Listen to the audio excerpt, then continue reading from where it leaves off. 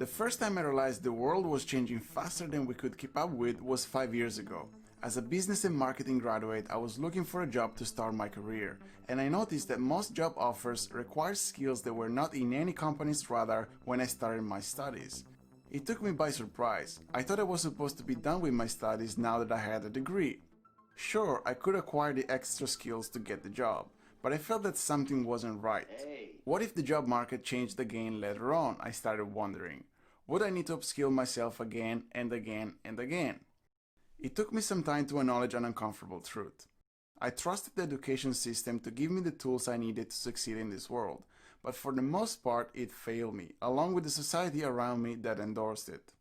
Disillusioned, I decided to do things my own way.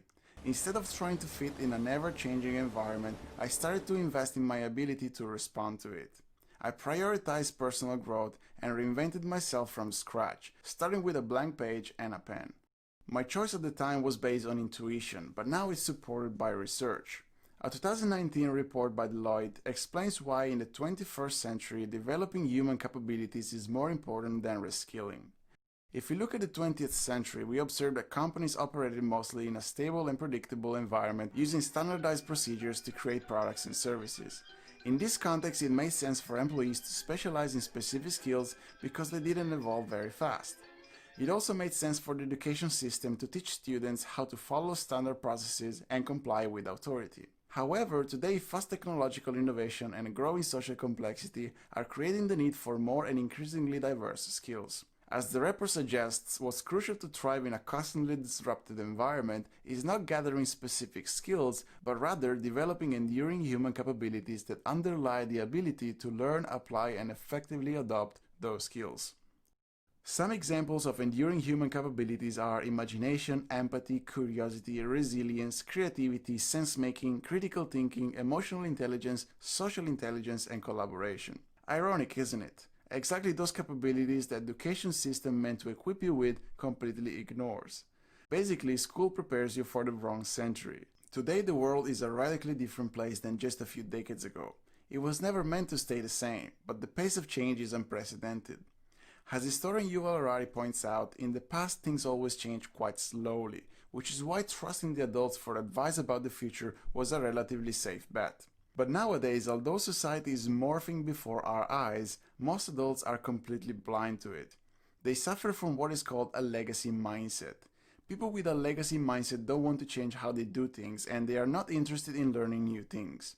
They are perfectly happy to keep plugging away in the same way they always have, regardless of how the world is changing around them. But they forget that change comes whether we like it or not. The recent overnight adoption of remote work for companies all around the world due to COVID-19 is a striking example.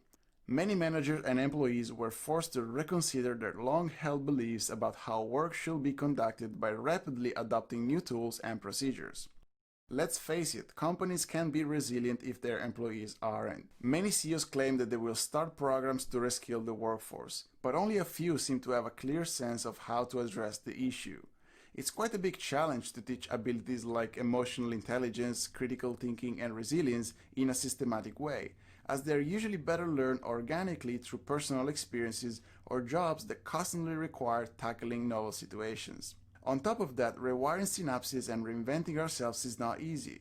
It takes hard work and it's psychologically stressful. It's definitely not something you can fit in the rigid, routinary life of the average worker.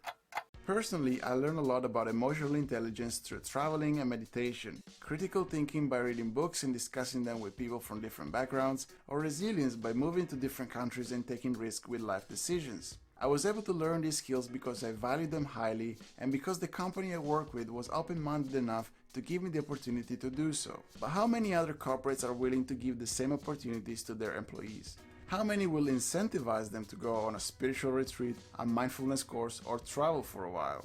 These skills are not only necessary to stay relevant to the workforce, but also more broadly to deal with life in the 21st century. A new global deal for lifelong learning is very much needed. Public policies and businesses will have to do their part to smooth the transition for all of us, as we increasingly start demanding more empowering working conditions. In the meantime, my advice is to start working on yourself and get very comfortable with uncertainty. After all, why wait if you see the wave coming?